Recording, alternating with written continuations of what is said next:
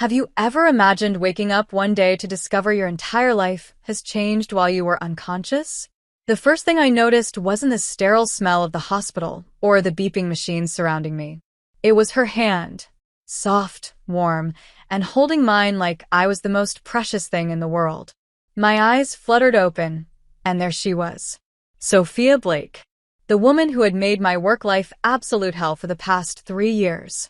Her usually perfect blonde hair was messy, her designer suit wrinkled, and were those tears in her eyes? "Emma," she whispered, her voice breaking. "Oh my God, Emma, you're awake." I tried to speak, but my throat felt like sandpaper. Sophia immediately reached for a glass of water, helping me sit up with a gentleness I'd never seen from her before. The CEO, who once yelled at me in front of the entire marketing team for a minor typo, was now treating me like fragile glass. What happened?" I croaked.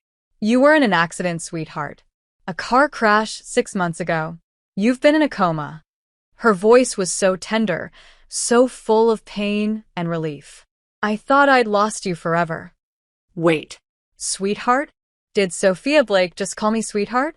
I looked down at our joined hands and froze. There, on my ring finger, was a stunning diamond wedding band I'd never seen before. My eyes darted to Sophia's hand, and there it was, a matching ring. "Sophia, I don't understand. Why are you, Mrs. Blake?" she corrected softly, squeezing my hand. "You're Mrs. Emma Blake now. We've been married for 2 years." The world stopped spinning. Married? To Sophia Blake? The woman who couldn't stand me? The woman who made me cry in bathroom stalls after particularly brutal meetings? That's impossible," I whispered. "You hate me. You've always hated me." Something flickered across her face. Hurt, maybe? "Emma, honey, I know you're confused. The doctors said you might have some memory issues. But I could never hate you. You're my wife. You're the love of my life." A nurse rushed in, followed by a doctor. "Mrs. Blake, you're awake. This is wonderful news." The doctor checked my vitals while Sophia never let go of my hand. Hey, if you're enjoying this story, go ahead and drop a like to help us grow even more. And let me know in the comments, on a scale from 0 to 10, what score would you give this story so far? Your feedback makes all the difference. How are you feeling? Any pain? "I'm confused," I admitted, still staring at the rings. I can't remember being married." The doctor exchanged a look with Sophia. "Amnesia isn't uncommon with traumatic brain injuries. The memories may come back gradually, or some may be permanently affected. We'll need to run some tests." After the medical team left, it was just Sophia and me again. She pulled a chair closer to my bed, her eyes never leaving my face. "Tell me about us," I said quietly. "Tell me how this happened." Sophia's smile was sad but beautiful. "We fell in love slowly, then all at once. You were working late one night, again, and I found you asleep at your desk. Instead of waking you up to scold you, I just watched you sleep. You looked so peaceful. That's when I realized I wasn't angry at your work. I was angry at how much I cared about you. But you were so cruel to me in meetings. I was protecting us both. I couldn't let anyone at the company know how I felt. It would have been inappropriate, complicated. So I overcompensated by being harder on you than anyone else." She brought my hand to her lips, pressing a gentle kiss to my knuckles. I hated myself for it every single day. I stared at this woman who looked like Sophia Blake, but acted like someone completely different. Someone loving, vulnerable, broken by the thought of losing me. "The night of your accident," she continued, her voice barely above a whisper, "we had fought. You wanted to tell people about us, go public with our relationship. I was scared, worried about the company, about what people would think. You stormed out, said you needed space to think." Tears began falling down her cheeks.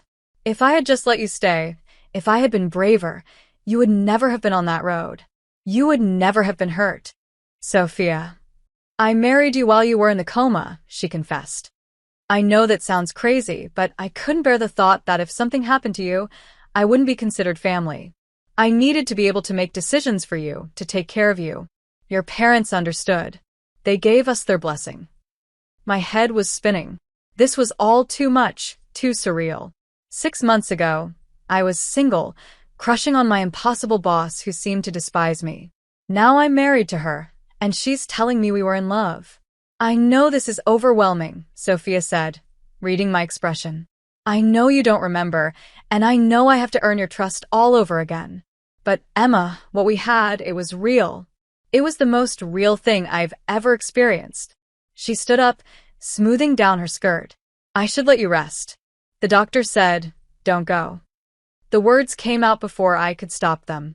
Please. I may not remember us, but I don't want to be alone right now.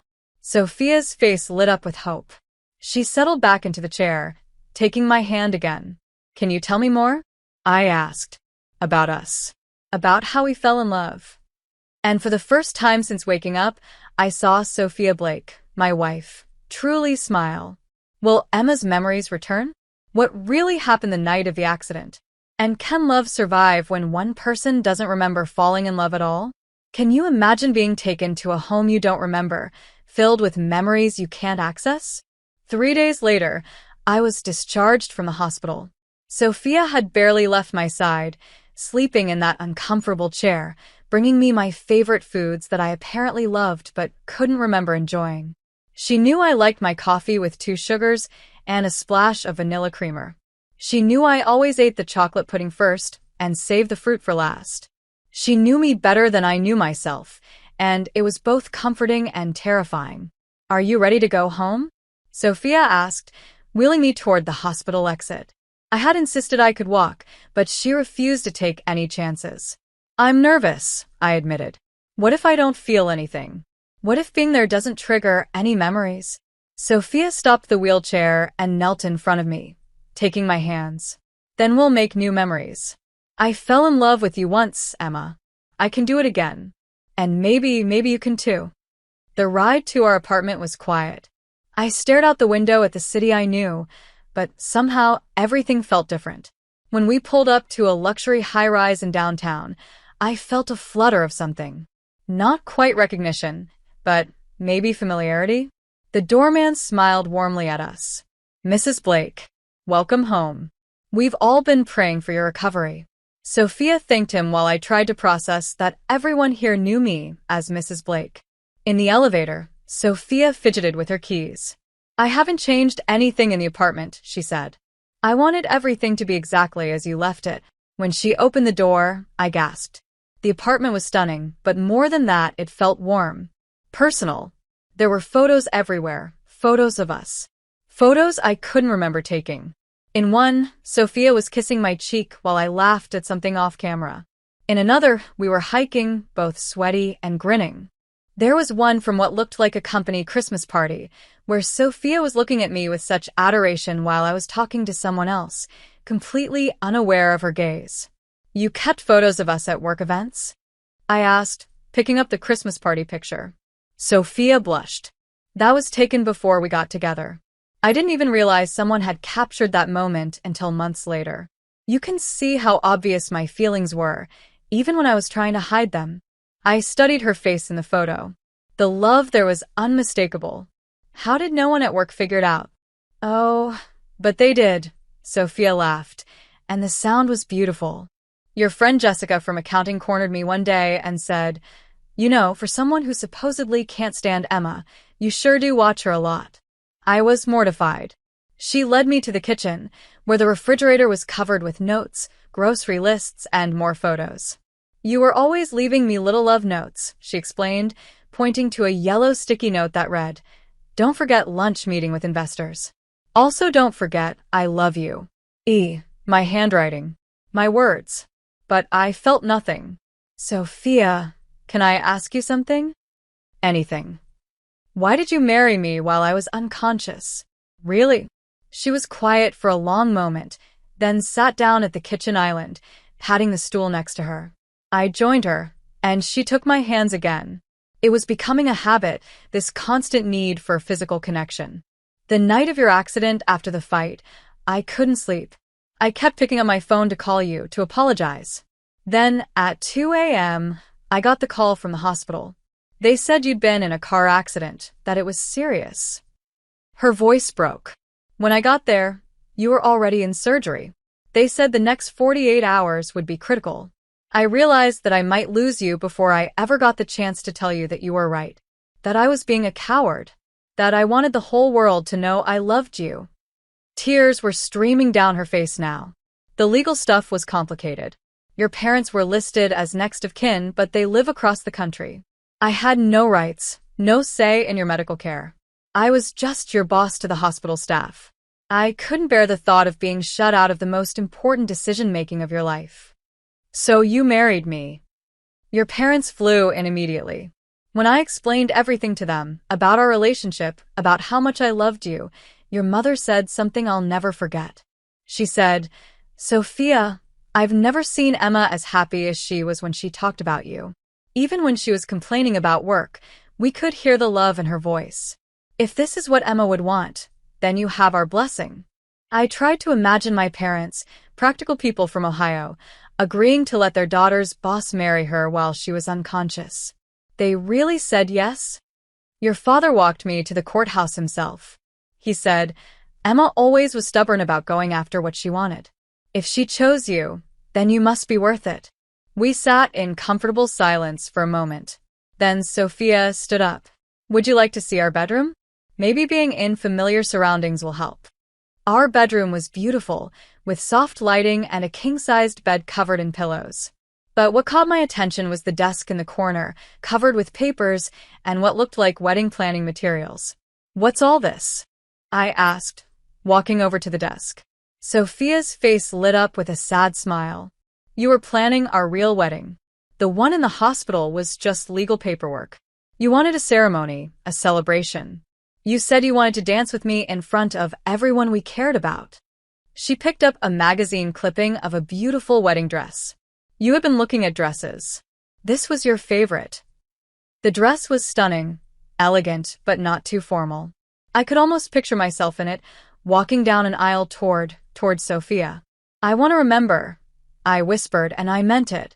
For the first time since waking up, I felt frustrated by my amnesia instead of just confused by it. "I want to remember choosing this dress. I want to remember falling in love with you. I want to remember being happy." Sophia crossed the room and pulled me into her arms. "We'll figure this out together," she promised. Memory or no memory, I'm not giving up on us. As she held me, I felt something shift inside my chest. Not a memory, but something warmer. Something that felt like it might be the beginning of falling in love all over again. But could I trust these feelings when I didn't even trust my own mind? Have you ever had to pretend to know people who claim to know everything about you? 2 weeks after coming home, my doctor cleared me to return to work part-time. Sophia was hesitant, worried it might be too much too soon, but I insisted I needed some normalcy in my life. What I wasn't prepared for was how everyone at Blake Technologies would react to seeing me again. The moment I walked through those familiar glass doors, conversation stopped. People stared. Some smiled warmly. Others whispered behind their hands. I felt like an exhibit in a museum. "Emma," Jessica from accounting rushed over, pulling me into a tight hug. "Oh my God, we were so worried about you. How are you feeling? Do you remember me?" The hope in her eyes made my chest tight. "I'm sorry, Jessica. I don't remember much of anything from before the accident." Her face fell, but she quickly recovered. "That's okay. The doctor said it might take time. The important thing is that you're back and you're okay." But I wasn't okay. As Jessica led me through the office, pointing out colleagues and trying to jog my memory with shared experiences, I felt like I was drowning. Everyone knew me, had relationships with me, memories with me that I couldn't access. "Remember when we stayed late to finish the Morrison campaign and ordered pizza at midnight?" Jessica was saying. "You got pepperoni and I got Hawaiian and we argued about pineapple on pizza for an hour?" I shook my head, feeling more lost by the minute. "Or that time when Mr. Peterson from HR tried to enforce the new dress code and you showed up in the most professional outfit ever, but it was all bright pink just to prove a point." Nothing. My mind was completely blank. When we reached my desk, I stared at the space that was supposedly mine for 3 years. There were personal items I didn't recognize, a small succulent plant, a coffee mug that said, "World's okayest marketing analyst," and a framed photo of me and Sophia at what looked like a work event. In the photo, we were standing carefully apart, professional smiles on our faces, but Sophia's hand was just barely touching my lower back. "That was from the product launch party last year," Jessica said, noticing what I was looking at. "You two were trying so hard to act professional, but everyone could see the tension between you. The good kind of tension, if you know what I mean." Before I could respond, I heard Sophia's voice from across the office. "Good morning, everyone. I'd like to see the quarterly reports on my desk by noon." She was back in CEO mode, commanding and authoritative. When her eyes met mine across the room, something flickered across her face, but she quickly composed herself. "Miss Parker," she said, walking over with her usual business stride. "Welcome back. I trust you're feeling well enough for your duties." "Miss Parker?" Not Emma, not sweetheart, not honey. The formal address stung more than I expected. "Yes, ma'am," I replied, playing along with whatever game this was. "I'm ready to work." "Excellent. Please see me in my office in 10 minutes. We need to discuss your current projects." She walked away without another word, leaving me confused and hurt. Jessica raised an eyebrow. "That was weird. She's been asking about you constantly for months, and now she's treating you like a stranger." 10 minutes later, I knocked on Sophia's office door. "Come in," she called. When I entered, she was behind her massive desk, looking every inch the powerful CEO. But when she looked up at me, her mask slipped for just a moment. "Close the door," she said softly. I did, and immediately the atmosphere changed. Sophia stood up, running her hands through her hair. "I'm sorry about that out there. I didn't know how to act. I didn't know if you wanted people to know about us, especially since you don't remember." "Sophia, what exactly did people at work know about our relationship?" She walked around the desk, leaning against it. "Officially? Nothing. We never made any announcements, never confirmed anything. But people aren't stupid, Emma. By the time of your accident, I think most of the office had figured out that something was going on between us. And now I don't know what we are," she admitted. "You're my wife, but you don't remember being my wife. You're my employee, but how can I boss around the woman I'm in love with? How can I treat you professionally when all I want to do is hold you and make sure you're okay?" I stepped closer to her. "Maybe we take it one day at a time. Maybe we figure out who we are now, instead of trying to recreate who we were." Sophia's eyes searched my face. "Would you like that? Starting over?" "I think I'd like to try." Just then, there was a sharp knock on the door, and without waiting for permission, a woman in an expensive suit walked in. She was tall, blonde, and stunningly beautiful in that cold, corporate way. "Sophie, darling, I hope I'm not interrupting anything important." Sophia tensed immediately. "Victoria, what are you doing here?" The woman, Victoria, looked between Sophia and me with calculating eyes. "I heard through the grapevine that your little employee had woken up from her unfortunate accident. I wanted to stop by and offer my congratulations." There was something in her tone that made my skin crawl. This wasn't a friendly visit. "Emma," Sophia said carefully, "this is Victoria Sterling. She runs Sterling and Associates, one of our competitors." Victoria smiled, but it didn't reach her eyes. "Oh, I'm much more than that, aren't I, Sophie? We have such a long history together." She turned to me. "Emma, isn't it?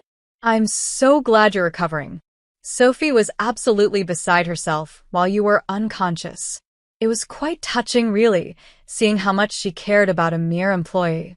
The emphasis on employee was deliberate and cutting.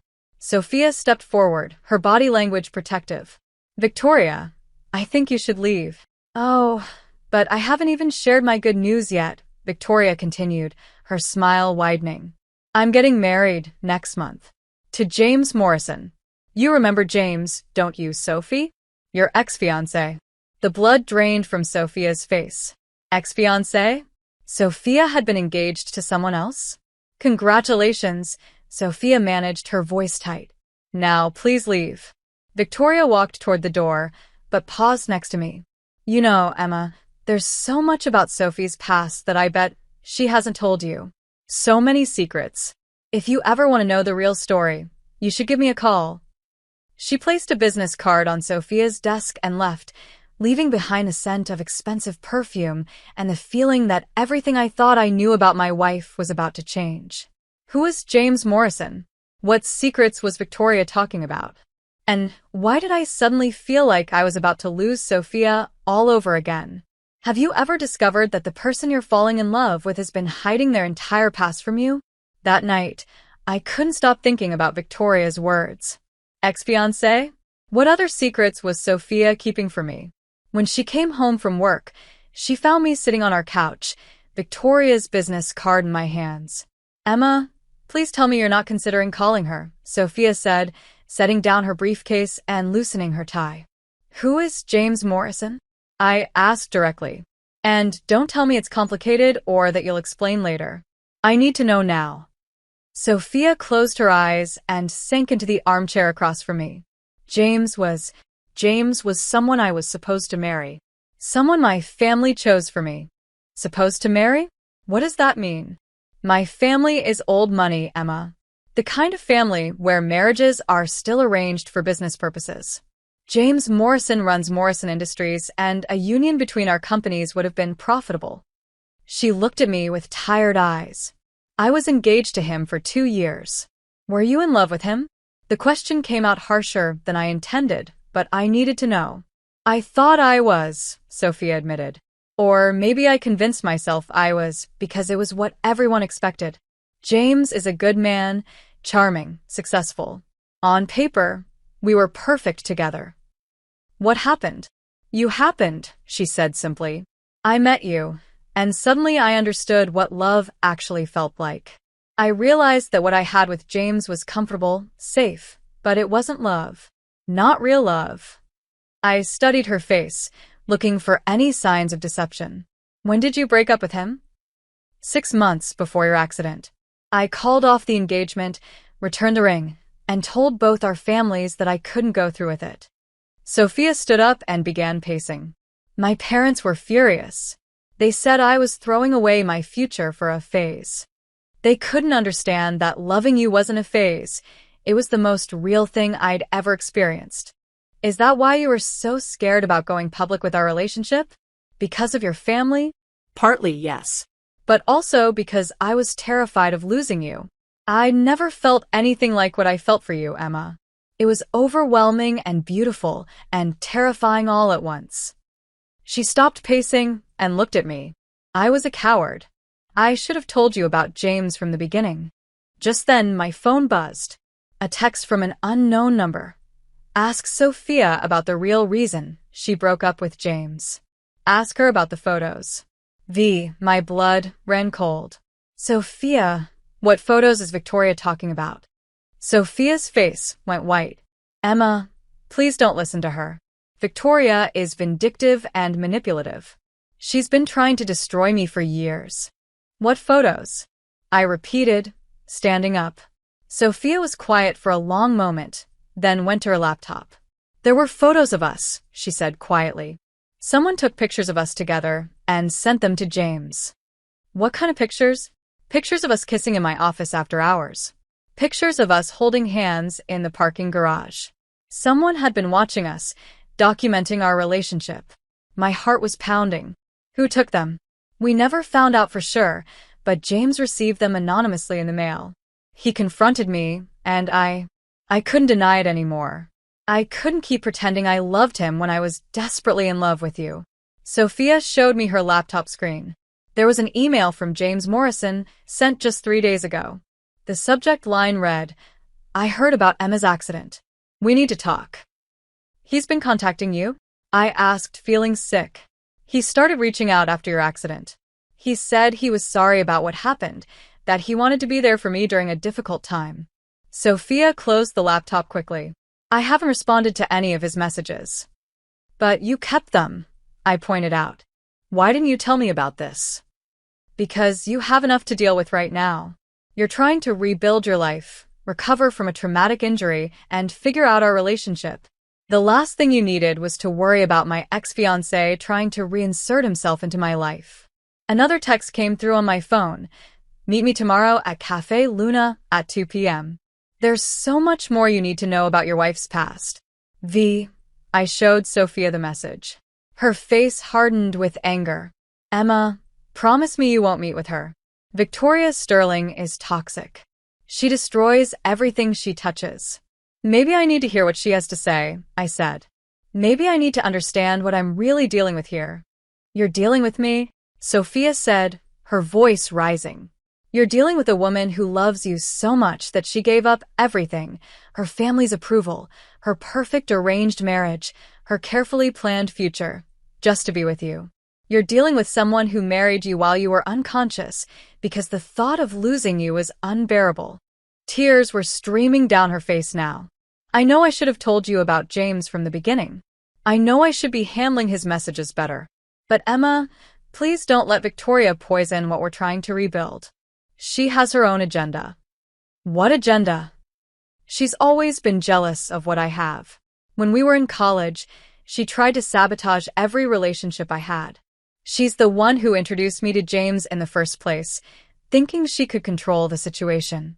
When she realized I was actually happy with you, she couldn't stand it. I looked at my wife, this woman I was supposed to love, who claimed to love me, and realized I didn't know her at all. I need some air, I said, grabbing my jacket. Emma, please don't leave like this. We can work through this together. Can we? I asked, pausing at the door. Because right now, I feel like I'm married to a stranger who's been lying to me since the day I woke up. I never lied to you, Sophia said desperately. I didn't tell you everything. Isn't that the same thing? I asked, and walked out before she could answer. As I stood on the sidewalk outside our building, Victoria's business card still in my pocket, I had to make a choice. Trust the woman I was supposedly married to, or find out the truth from someone who clearly had her own motivations. But what if the truth was worse than the lies? What if learning everything about Sophia's past would destroy any chance we had of building a future together? What would you do if someone offered to tell you the truth about your own life, but you knew it might destroy everything? The next day at 2 p.m., I found myself sitting across from Victoria Sterling at Cafe Luna. She looked impeccable as always, sipping her latte with the satisfied smile of someone who knew she was about to drop a bomb. I'm so glad you decided to come, Emma. It shows you're smart enough to want the real story. She pulled out her phone and placed it on the table between us. Tell me about the photos, I said without preamble. Ah, straight to the point. I like that. Victoria's smile widened. Those photos were quite revealing, weren't they? Sophie and her little employee caught in compromising positions all over the office building. Did you take them? Me? Oh, darling, I didn't need to get my hands dirty. I simply hired someone who is very good at being invisible. My stomach dropped. You had us followed? I had a feeling something was going on between you two. The way Sophie looked at you during company events, the way she got so defensive whenever anyone criticized your work. It was obvious to anyone paying attention. Victoria leaned forward conspiratorially. But here's what Sophie didn't tell you. James didn't just receive those photos randomly. I made sure he got them. Why? Because Sophie was throwing away the perfect life for a secretary with amnesia, Victoria said coldly. James Morrison is worth $200 million. He's handsome, successful, from the right family. And Sophie was going to give all that up for you. The way she said you made my skin crawl. But that's not even the best part, Victoria continued, scrolling through her phone. Would you like to know what your beloved wife did after James confronted her about the photos? She turned the phone toward me, and I saw a screenshot of text messages. They were from Sophia to James, sent just days after their engagement ended. The messages read, James, I made a terrible mistake. I got caught up in something that wasn't real. Can we please talk? I think I was just scared of getting married and acted out inappropriately. Emma doesn't mean anything to me. My heart stopped. When was this sent? I whispered. 3 days after she broke up with him. And look at this one. Victoria swiped to show another message. I realize now that what we had was real love. I was just confused. Emma was a distraction, nothing more. Can you forgive me? I felt like I was going to be sick. There's more, Victoria said, clearly enjoying my reaction. Sophie tried to get back together with James for weeks after she ended things with him. She told him that her relationship with you was just rebellion, that she was scared of commitment, and acted out. She begged him to take her back. That's not possible, I said weakly. Sophie said she loved me. She said she chose me. Oh, she did choose you, but only after James refused to take her back. Only after he told her he could never trust her again. You were her consolation prize, Emma. Her second choice. Victoria showed me another screenshot, this one of an email from James to Sophia. Sophie, I appreciate your apologies, but I can't be with someone who cheated on me and then lied about it. I hope you find happiness with Emma, but please don't contact me again. James sent that email 4 months before your accident, Victoria explained. That's when Sophie finally accepted that she'd lost him forever. That's when she suddenly became so devoted to you. I couldn't breathe.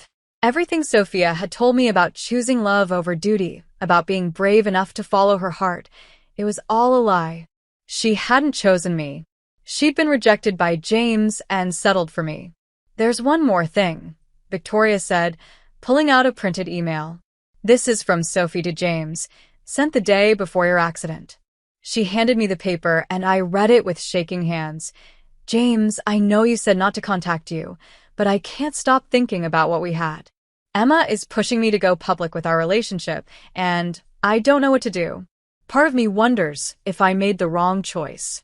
If you ever change your mind about us, please let me know. I'll always love you. The email was dated the day before my accident. The day of our fight. Now do you understand why Sophie was so reluctant to go public with your relationship? Victoria asked. She was still hoping James would take her back. You were never her first choice, Emma. You were just what she settled for when she couldn't have what she really wanted. I stood up abruptly, my chair scraping against the floor. Why are you showing me this? What do you want? I want you to see Sophie for who she really is, Victoria said. A selfish, manipulative woman who uses people and discards them when they're no longer useful. She's done it to James. She's doing it to you. And what's in it for you? James deserves better than Sophie, and so do you. He's finally moved on, found someone who truly loves him. But Sophie is still playing games, still trying to manipulate everyone around her. Victoria stood up and straightened her jacket. The question is, Emma, what are you going to do with this information? As I walked home in a daze, my mind was spinning. The woman I was falling in love with again, the woman who claimed I was the love of her life, had been lying to me from the moment I woke up. She hadn't chosen me out of love. She'd chosen me because she had no other choice. When I got back to our apartment, Sophia was waiting for me in the living room. She looked up hopefully when I walked in. Emma, I'm so glad you're back. I was worried sick. Did you meet with Victoria? I pulled out the printed email and threw it on the coffee table between us. Tell me this isn't real, I said. Tell me you didn't email your ex-fiancé the day before my accident, telling him you still loved him. Sophia's face went white as she read the email. Emma, I can explain. Explain what? That I was your consolation prize? That you only married me because James rejected you? Tears were streaming down my face. Explain how you told him I was just a distraction, that I meant nothing to you? That's not how it was, Sophia said desperately, standing up. Yes, I made mistakes. Yes, I was confused and scared. But Emma, everything I told you about loving you, that was true. When? I shouted. When did you start loving me? Before or after James refused to take you back? Sophia's silence was answer enough. Get out, I whispered. What? Get out of this apartment. Get out of my life. I can't even look at you right now. Emma, please, let me explain everything. Victoria is manipulating you. Victoria didn't write these messages, Sophia. You did. And now I know exactly what I am to you. A backup plan. As Sophia gathered some clothes and left our apartment, I realized that losing my memory might have been a blessing. Because remembering this betrayal would have been so much worse than discovering it. But now I had to decide, was our love worth fighting for, or was I better off starting completely over? 3 days later.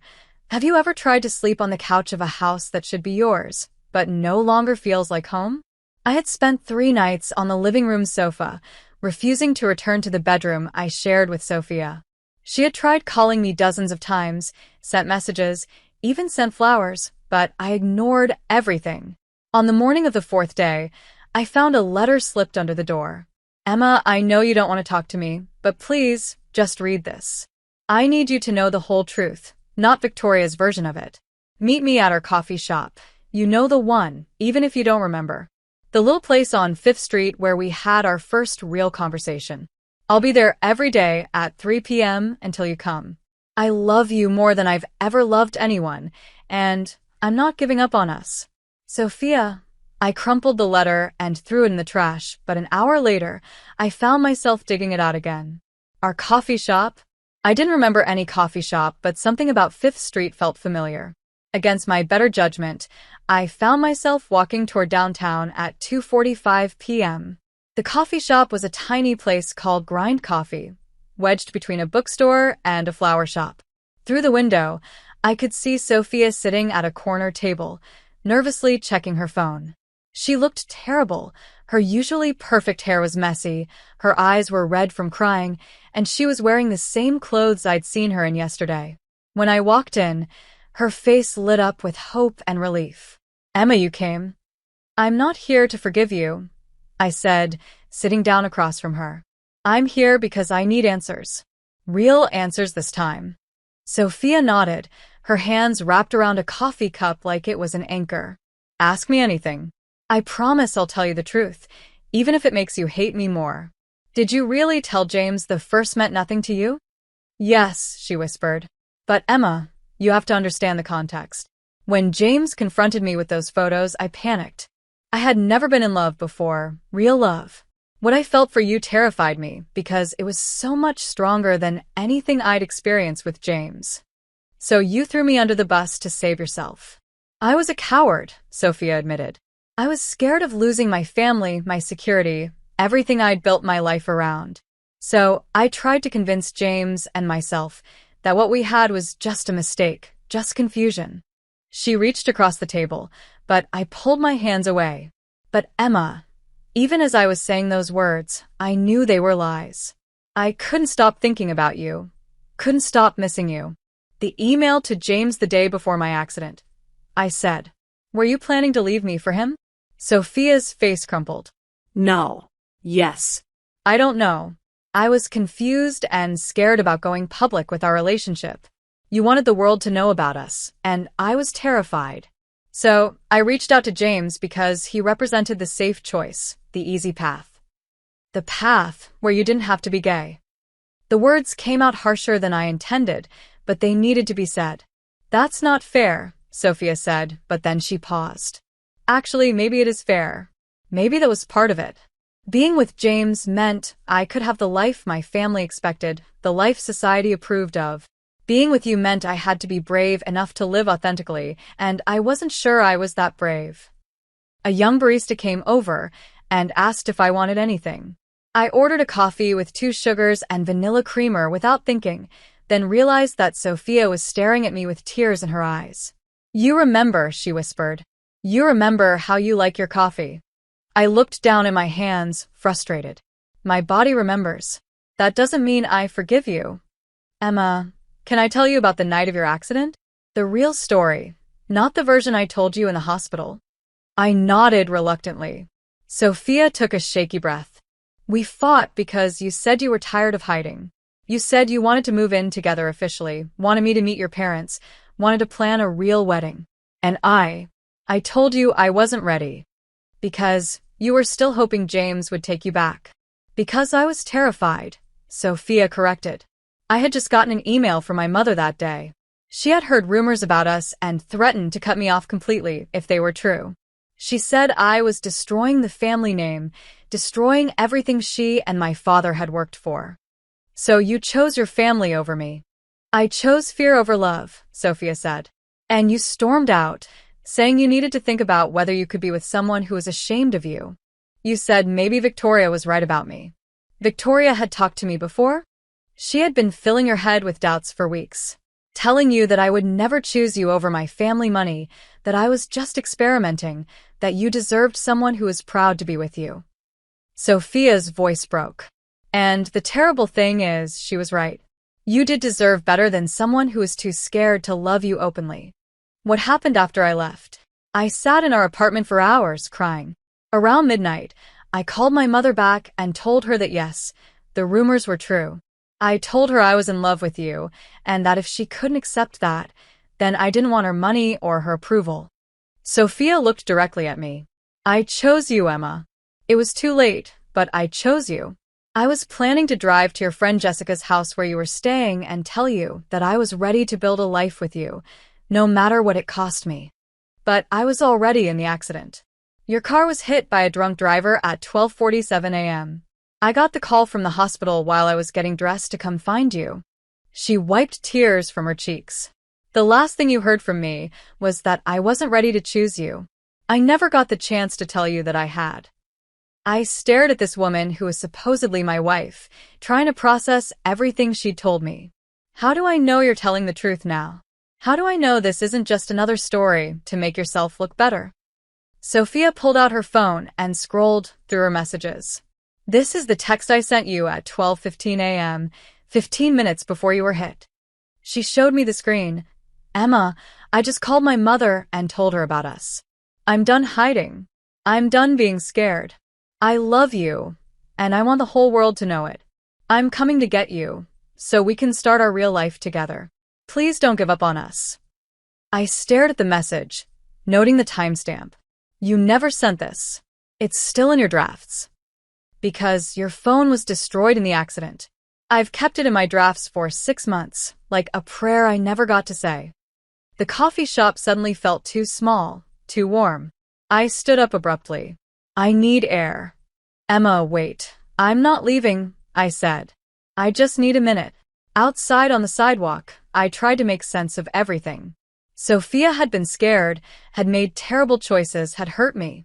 But she had also been planning to choose me before the accident happened. She had been willing to give up her family fortune for our relationship. The question was, did her intentions matter if I never knew about them? When I came back inside, Sophia was still sitting at our table, looking small and broken. There's something else, she said when I sat down. Something I need to tell you about Victoria. What about her? She's not just James's new fiancée. She's my half-sister. My blood went cold. What? Same father, different mothers.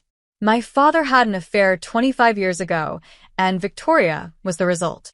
She's been trying to destroy my life since we were teenagers, when my father acknowledged her and brought her into the family business. She's your sister? Half-sister. And she's been in love with James since college. When I got engaged to him, it was her worst nightmare, watching her sister get the man she wanted. She's the one who hired the photographer to follow us. She's the one who's been manipulating both of us from the beginning. I felt like the world was spinning. Why didn't you tell me this before? Because I was ashamed. Ashamed that my own sister hated me enough to destroy my happiness. Ashamed that my family was so dysfunctional that it created someone like Victoria. Sophia reached across the table again, and this time I didn't pull away. Emma, I know I've made terrible mistakes. I know I hurt you and lied to you and chose fear over love too many times. But I also know that what we have is real. Even if you don't remember it, even if you can't forgive me, it was real. How do I know what's real anymore? I whispered. How do I trust my feelings when I don't even trust my memories? Maybe, Sophia said softly, we start over. Not as boss and employee, not as the people we were before the accident, but as two people who are attracted to each other and want to see what might happen. For the first time in days, I felt something other than anger and confusion. I felt possibility. What would that look like? It would look like me quitting Blake Technologies, so there's no power imbalance between us. It would look like me getting my own apartment, so you can decide if you want to be with me without feeling trapped. It would look like dating, real dating, where we get to know each other again. You would do that? Give up your company. Emma, I've already lost the most important thing in my life once. I'm not going to make the same mistakes again. The company, the money, the family approval. None of it means anything without you. I looked at this woman who claimed to love me, who had made terrible choices but was now offering to give up everything to prove her commitment. I don't know if I can forgive you, I said honestly, but I think I'd like to try. 2 weeks later. Have you ever tried to fall in love with someone you're already married to? Sophia had moved out of our apartment and was staying in a hotel downtown while she looked for a place of her own. She had also submitted her resignation letter to the Blake Technologies board, though they were fighting to keep her. We had been on 3 official dates, and each one felt like discovering a new person. The first date was coffee at a different cafe, neutral territory, where we talked about safe topics like books and movies. I learned that Sophia loved old romantic comedies and had read every Jane Austen novel at least twice. She learned that I apparently had strong opinions about pineapple on pizza and could quote entire scenes from The Princess Bride. The second date was dinner at a small Italian restaurant where Sophia told me about her childhood. She grew up in a mansion but spent most of her time alone with nannies while her parents attended social events. She said the loneliness made her crave both connection and independence in equal measure. The third date was a walk through the park, where I found myself reaching for her hand without thinking. When she smiled at the contact, something warm bloomed in my chest. It wasn't memory, but it felt like possibility. Now we were about to have our fourth date, and I was nervous in a way that felt both foreign and familiar. Sophia was picking me up at 7 for what she called a surprise that might help you remember something important. When she arrived at my door, she was wearing jeans and a soft blue sweater that made her eyes look impossibly bright. "You look beautiful," she said, and the sincerity in her voice made my cheeks warm. "Thank you. So do you." It was true. This relaxed version of Sophia was so different from the CEO I'd first met. She seemed younger, lighter, more herself. "Ready for your surprise?" she asked, offering me her arm. We drove to the outskirts of the city, to a small building I didn't recognize. "Sophia, what is this place?" "It's a pottery studio," she said, parking the car. "Apparently, you dragged me here for our second real date. You said you wanted to do something creative together, something that would help us both relax." She looked at me uncertainly. "The owner, Maria, remembers us. She said we were terrible at pottery, but couldn't stop laughing." Inside the studio, a warm woman with clay-stained fingers greeted us enthusiastically. "Emma, Sophia. Oh my goodness, it's so wonderful to see you both. Emma, how are you feeling? We heard about the accident." "I'm recovering," I said, suddenly shy. I don't remember being here before, but Sophia thought it might help. "Well, let's get you both set up at the wheels. Maybe your hands will remember, even if your mind doesn't." As Maria led us to our stations, I felt a strange flutter of anticipation. Sophia and I sat across from each other at pottery wheels, with lumps of clay waiting to be shaped. "The goal," Maria explained, "is not to make something perfect. The goal is to play, to explore, to let your hands guide you." I placed my hands on the clay as Maria showed me, and immediately felt the cool, wet texture against my palms. As the wheel began to spin, I tried to center the clay, but it wobbled and threatened to fly off. "It's harder than it looks," I muttered, my clay collapsing into a lopsided mess. Sophia was having similar problems, her clay spinning out of control and splattering on her sweater. "I'm pretty sure this is worse than last time," she laughed, trying to corral her rebellious clay. "Last time, you managed to make something that vaguely resembled a bowl. This looks like abstract art." Something about her laugh, the way she was completely focused on the clay instead of being the polished CEO, made me smile. "At least your clay is staying on the wheel. Mine seems to have escape plans." We worked in comfortable concentration for a while, both of us completely absorbed in the challenge of shaping something beautiful from the formless clay. Every few minutes, one of us would make a comment about our questionable technique, and the other would laugh. After an hour, we had 2 very imperfect bowls and clay under our fingernails. "These are terrible," I said, looking at our creations.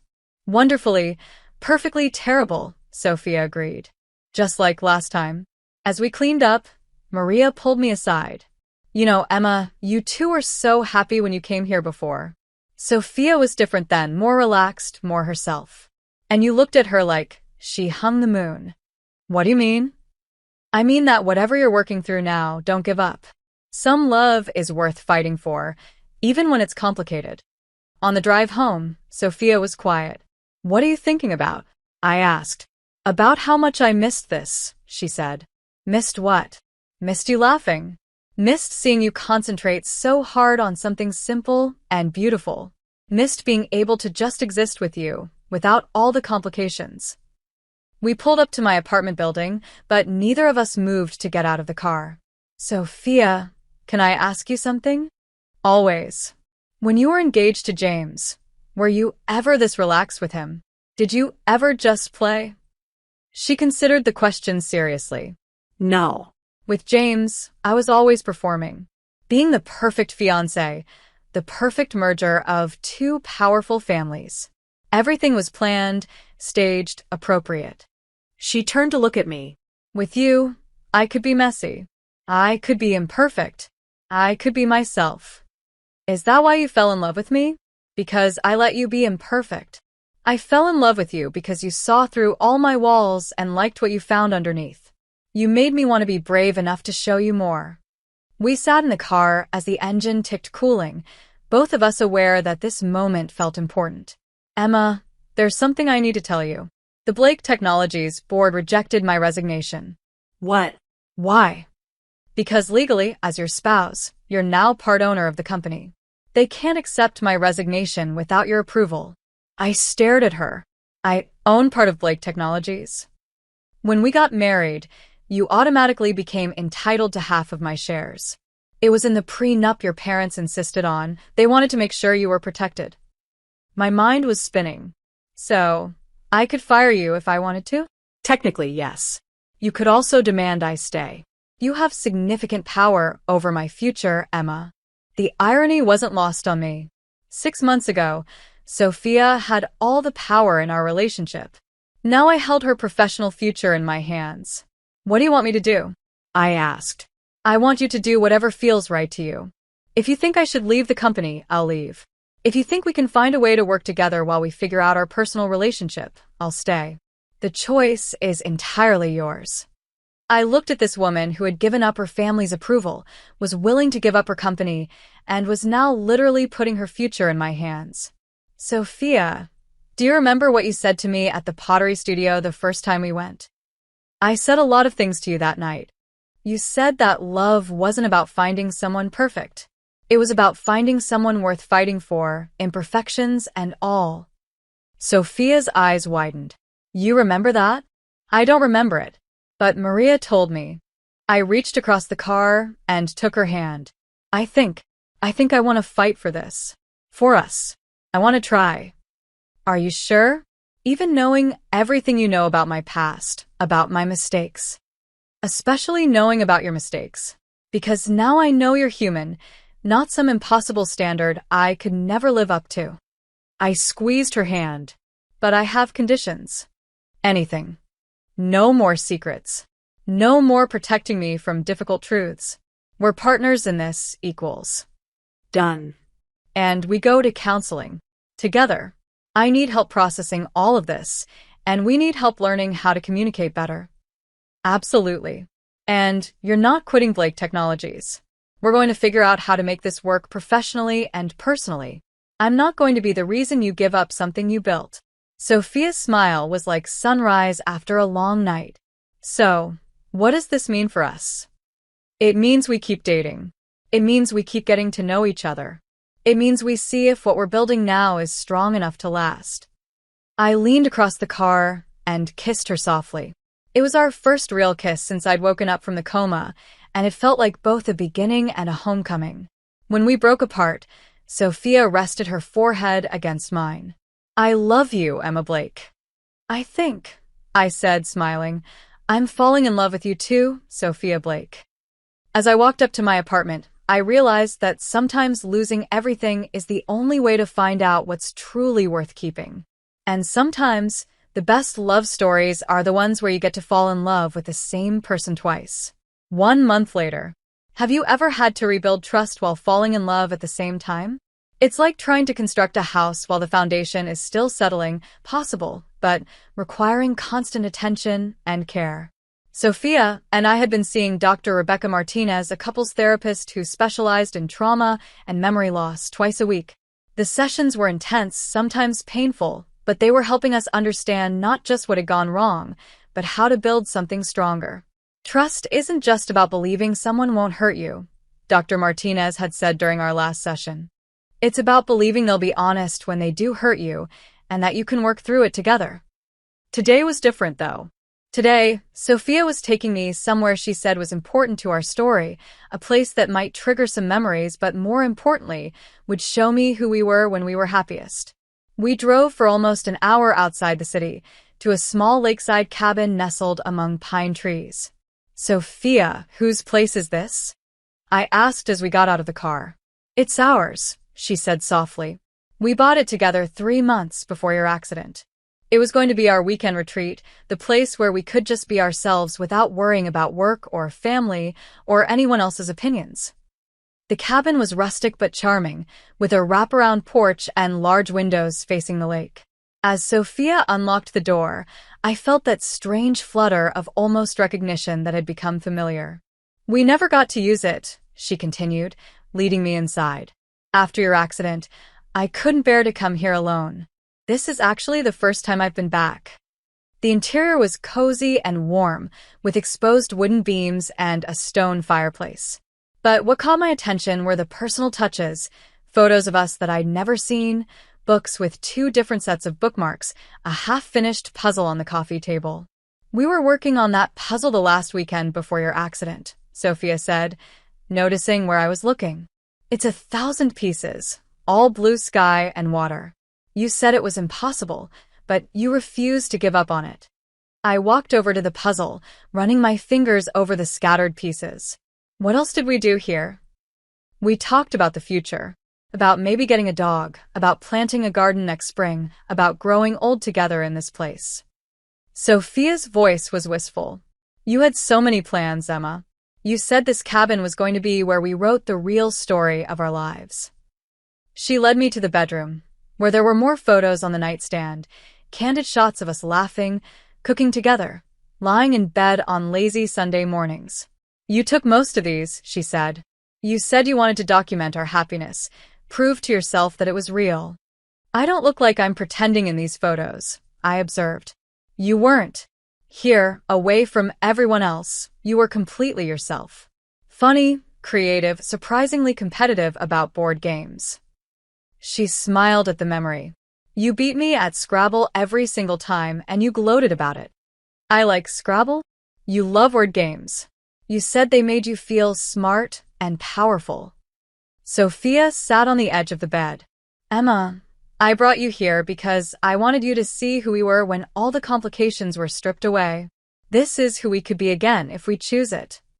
I looked around the room, at all the evidence of a love I couldn't remember, but was starting to feel. It's beautiful, Sophia. But I'm not the same person who helped you pick out this furniture and plan that garden. I know. And I'm not the same person who is too scared to love you openly. Maybe that's okay. Maybe we get to be better versions of ourselves this time. Later, we sat on the porch swing, watching the sun set over the lake.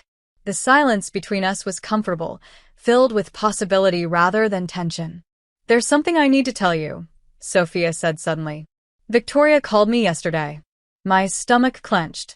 What did she want? To gloat, mostly. She wanted me to know that she and James are getting married next week, and that she considers this her final victory over me. Sophia turned to face me. But she also said something else. She said she was done trying to destroy us, that seeing us fight for each other had made her realize how pathetic her obsession with hurting me had become. Do you believe her? I don't know. But I realized it doesn't matter. Victoria has spent so much energy hating me that she's never built anything real for herself. Even her relationship with James is built on spite rather than love. Sophia took my hand. I don't want to spend any more time thinking about her. I want to focus on us. As the stars began to appear over the lake, I felt something shift inside me. Not memory, but something deeper, a sense of rightness, of being exactly where I belonged. Sophia, I want to ask you something, and I need you to be completely honest. Always. Are you with me because you love me, or because you feel guilty about the accident? She was quiet for a long moment, considering the question seriously. At first, after you woke up, it was mostly guilt. Guilt that I hadn't chosen you sooner, guilt that our fight led to the accident, guilt that you couldn't remember our love. She squeezed my hand. But these past few weeks, falling in love with you again, Emma, you're even more incredible than the woman I first fell for. You're stronger, more direct, less willing to accept half-truths. You challenge me in ways that make me better. And you're sure? You're sure this isn't just obligation disguised as love. I'm sure because I have a choice now. You've made it clear that you don't need me, that you're perfectly capable of building a life without me. If I'm here, it's because I choose to be here, because I can't imagine wanting to be anywhere else. I stood up from the swing and walked to the porch railing, looking out at the water. I've been thinking about what Dr. Martinez said about trust. What about it? She said trust isn't about believing someone won't hurt you. It's about believing they'll be honest when they do. I turned back to Sophia. I think I'm ready to trust you. Not because you're perfect, but because you've proven you'll tell me the truth even when it's hard to hear. Sophia stood up and joined me at the railing. What does that mean for us? It means I want to try living together again. Not here, not yet, but back in the city. It means I want to figure out how to be partners at work and in life. It means I want to finish that impossible puzzle. Are you sure? We don't have to rush anything. I'm not rushing. I'm choosing. I'm choosing to build something new with you, something that's ours and not just an echo of what we had before. Sophia's smile was radiant. I love you, Emma. Not the Emma you were, but the Emma you are now. I love you too, I said, and meant it completely. Now show me how to work that fireplace. If we're going to spend the night here, I want it to feel like home. As Sophia knelt by the fireplace, coaxing flames from kindling, I realized that some stories don't end with memory returning. Sometimes they end with the courage to write a completely new beginning. And sometimes that's even better than remembering the past. 6 months later, have you ever experienced a moment when everything you thought you knew about yourself suddenly made perfect sense? I was standing in the Blake Technologies conference room, presenting our Q4 marketing strategy to the board when it happened. Not a memory exactly, but a feeling of absolute certainty about who I was and what I was capable of. The integrated campaign targeting Gen Z consumers has exceeded our projections by 340%, I said, clicking to the next slide. By focusing on authentic storytelling rather than traditional advertising, we've not only increased brand engagement, but also attracted top talent who want to work for a company that aligns with their values. I glanced at Sophia, who was sitting at the head of the table in her role as CEO. She had fought the board's attempts to make her resign, and with my support as a major shareholder, she had won. Now we worked together in a way that felt both professional and deeply personal. After the presentation, board member Patricia Wynn approached us. Emma, that was exceptional work. The board has been discussing something, and we'd like to offer you the position of Chief Marketing Officer. I felt Sophia's hand briefly touch my back, a small gesture of support. Thank you, Mrs. Wynn. I'm honored by the offer, but I'll need some time to consider it. Of course. Take all the time you need. After the board members left, Sophia and I were alone in the conference room. CMO, she said, grinning. How does it feel to be offered the position you always dreamed of? Did I always dream of it? I still don't remember having career ambitions beyond getting through each day without you yelling at me. Sophia laughed. You used to say that someday you'd run the marketing department better than anyone before you. You had notebooks full of ideas, strategies you wanted to implement if you ever got the chance. She walked over to where I was packing up my presentation materials. You also used to say you'd never want to be in a position where you had to fire people or make budget cuts that affected employees' lives. And now I think you'd make those decisions with more compassion and wisdom than anyone else could. You'd find ways to protect people while still achieving the company's goals. I looked at this woman who had become my partner in every sense of the word. We had moved back in together 3 months ago, and it felt like coming home to a life I'd always wanted but never known I could have. What do you think I should do? I think you should do whatever makes you feel most alive, Sophia said. But if you want my honest opinion, I think you should take the job. Not because I'm your wife and I want you to succeed, but because I'm your CEO and the company needs someone with your vision leading our marketing efforts. That evening, we were back at the lake cabin, which had become our weekend sanctuary. I was finally making progress on that 1,000-piece puzzle while Sophia cooked dinner. I've been thinking about the CMO position, I said, fitting together 2 pieces of sky. And I want to take it, but I have conditions, such as I want to implement a comprehensive mental health program for all employees. I want to create mentorship opportunities for young women in business. And I want to establish a foundation that supports families dealing with traumatic brain injuries. Sophia stopped stirring the pasta sauce and turned to look at me. Those are beautiful ideas, Emma. And they're all completely feasible. You don't think the board will object to the foundation? It's not directly profitable. The board will approve anything that comes from our new CMO, especially when they see how much positive publicity it generates. She came over and kissed the top of my head. Besides, some things are more important than profit margins. After dinner, we sat by the fireplace, Sophia reading a book while I continued working on the puzzle. The silence was comfortable, filled with the quiet contentment of 2 people who had found their rhythm together. Sophia? Do you ever wonder what would have happened if I hadn't had the accident? If we had just worked through our problems like a normal couple? She closed her book and looked at me thoughtfully. I used to wonder about that constantly.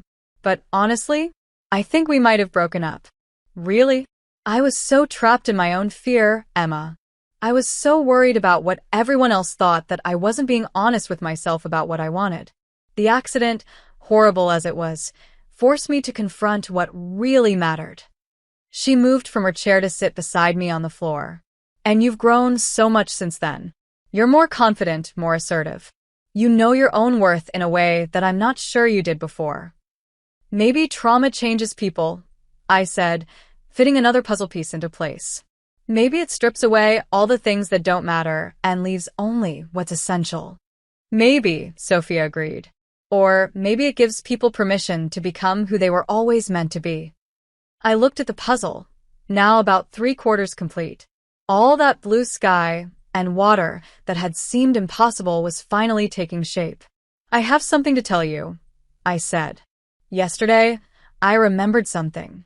Sophia went very still. What did you remember? It wasn't a big memory. Just a moment. I remembered sitting in your office one late evening, and you brought me coffee. You were trying to be professional, but you lingered by my desk, asking if I needed help with anything. I could feel you wanting to stay, wanting to find an excuse to keep talking to me. I remember that night, Sophia whispered.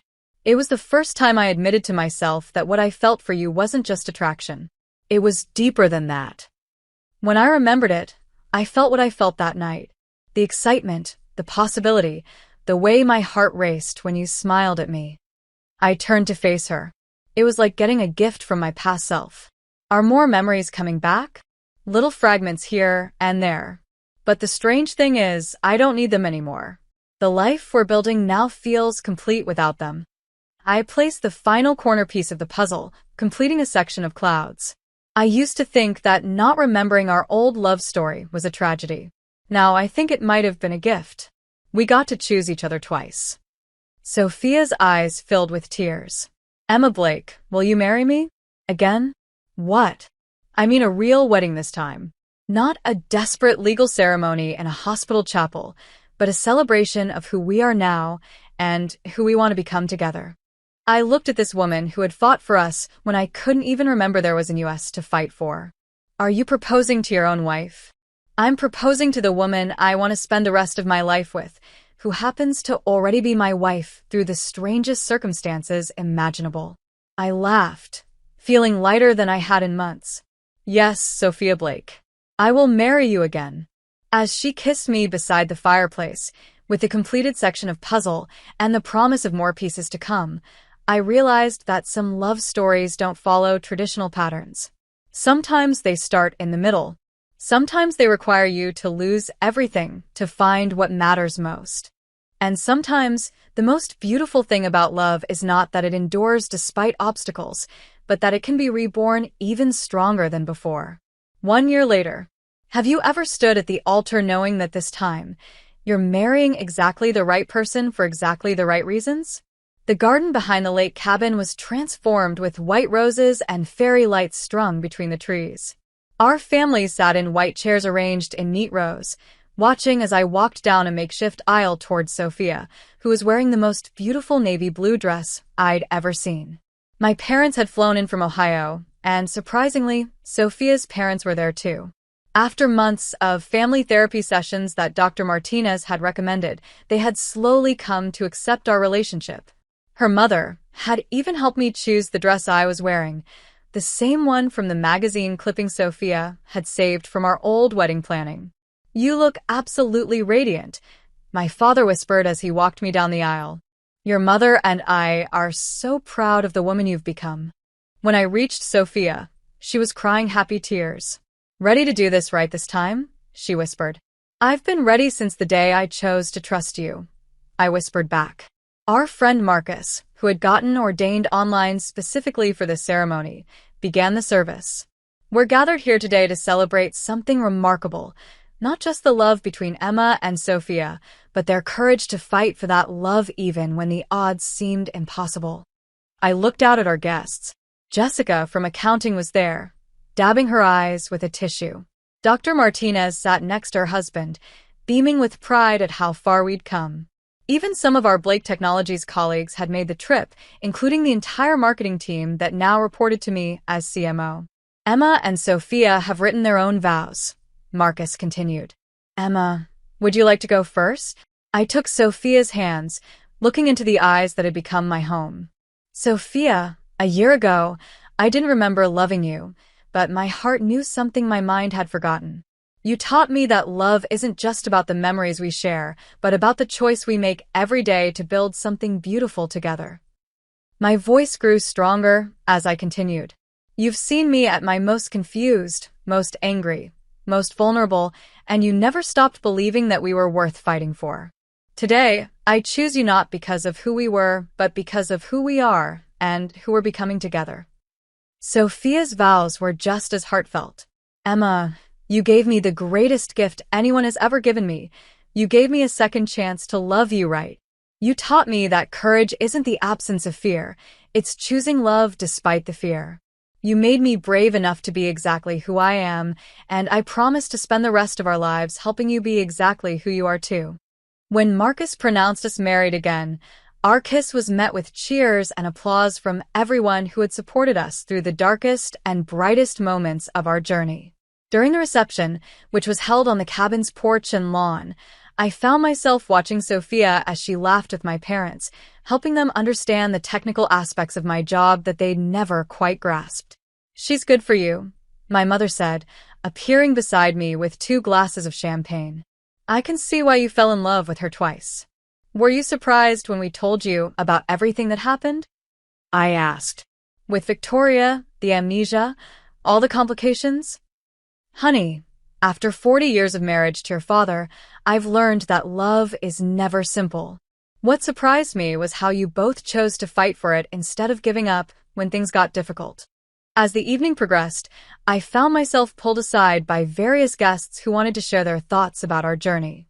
"You know," Jessica said, "even before your accident, when you two were trying to keep your relationship secret, it was obvious to everyone how much you cared about each other. You'd light up whenever she entered a room, and she'd find excuses to walk past your desk just to check on you. We weren't very good at hiding it, were we?" "Terrible," Jessica laughed. "But it was beautiful to watch. And seeing you two now, building something real and honest together, it gives me hope for my own love life." Later, as the party was winding down, Sophia and I walked to the edge of the lake. The reflection of the stars on the water created a scene so perfect it looked like a painting. "No regrets?" Sophia asked, slipping her arm around my waist. "None," I said, leaning into her warmth. "Although I do have one confession to make." "What's that?" Last week, when you were at that conference in Chicago, I finished the puzzle without you. Sophia gasped in mock outrage. Emma Blake, that was our puzzle. We were supposed to finish it together. I know. But I was feeling nostalgic, and I wanted to prove to myself that impossible things really can be completed with enough patience and determination. And when I placed the last piece, I realized something. The puzzle wasn't really about the picture it made when it was finished.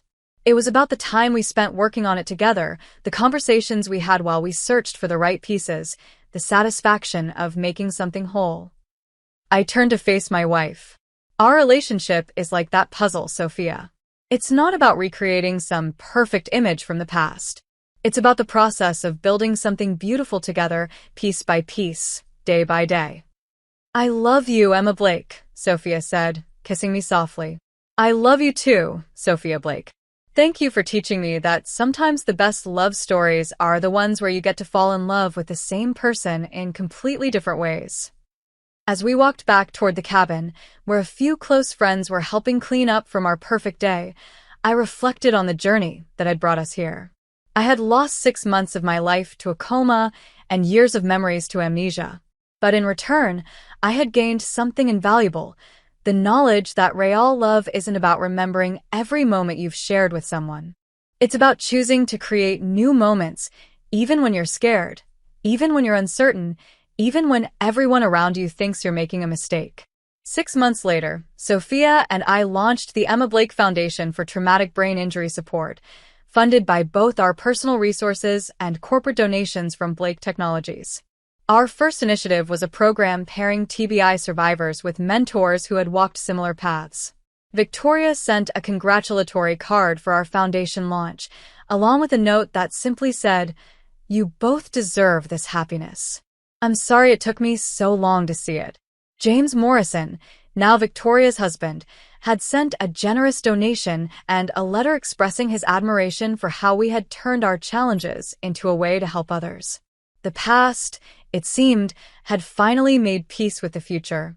Sometimes I still wonder what my life would have been like if the accident had never happened, if I had kept all my memories intact, if Sophia and I had worked through our problems the conventional way. But then I remember that night at the pottery studio, our hands covered in clay, laughing at our imperfect creations. I remember the moment I chose to trust her despite not remembering why I should. I remember falling in love with her all over again, with full knowledge of her flaws and mine. And I realized that some gifts come wrapped in tragedy, and some of the most beautiful love stories are the ones that require you to be brave enough to begin again. If you enjoyed this content and want to support the channel in a special way, try clicking the thanks button below. It's the one with the heart and $sign icon. With super thanks, you can make a direct contribution to the channel, which helps me keep creating awesome videos for you.